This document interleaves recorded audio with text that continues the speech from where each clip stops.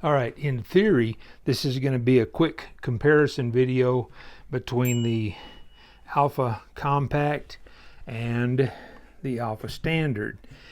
There's a couple of things that are different. Almost everything is the same as far as the chassis. I think everything is the same, safety, all that stuff. A little bit of difference. The overall length on the Compact is 24 inches. And that's folded, okay, so that's what the stock folded. The overall length on the Standard is 31.5 inches folded, and then unfolded. See what we have here. All right, overall length unfolded, we're looking at 33 5/8 if you want to get real close to the tape, and we're looking at 42 inches, 41 7/8.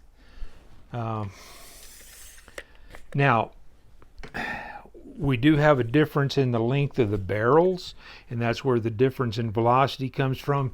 There's not going to be any shooting in this video, just so you know. If you think that's coming up, it's not. So if you're sticking around just for the shooting, that's going to be in a different video.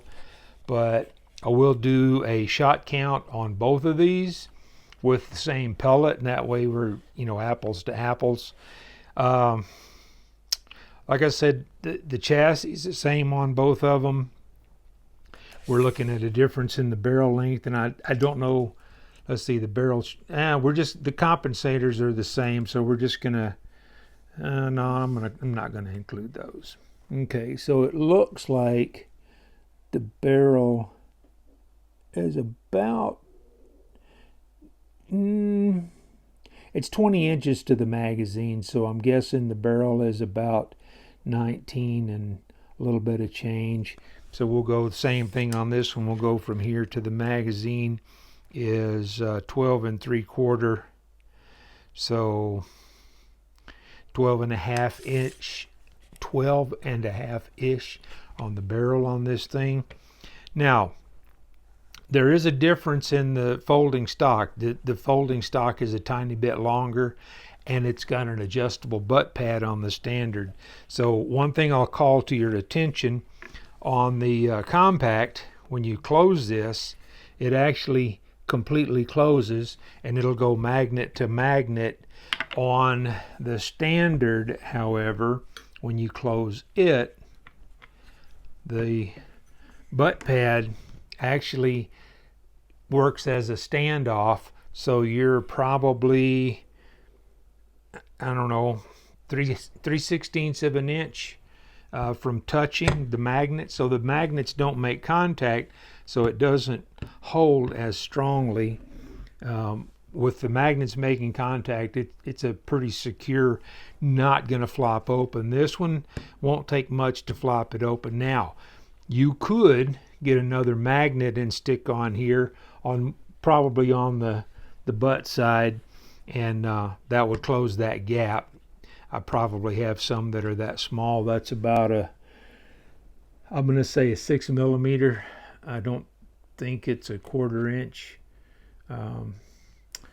Just guessing, it's metric. So 6 millimeter. If you had a 6 millimeter by probably 2 to 3 millimeter, you could close that gap, and that would be pretty strong. It holds slightly. That's about it. So really and truly, that's all I wanted to cover on this video. This is going to be really short, but I will do a shooting video, get you a shot count on both of these. I've got a couple of scopes I want to show you, but it's windy, so I can't really do any service to the air guns or to the scopes, as windy as it is today. So I'm not even going to shoot anything.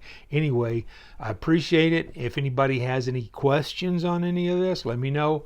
I'm going to throw a video up over here you might like. YouTube's going to throw one down here you might like. I'll catch you in one of those, or I'll catch you down the road somewhere.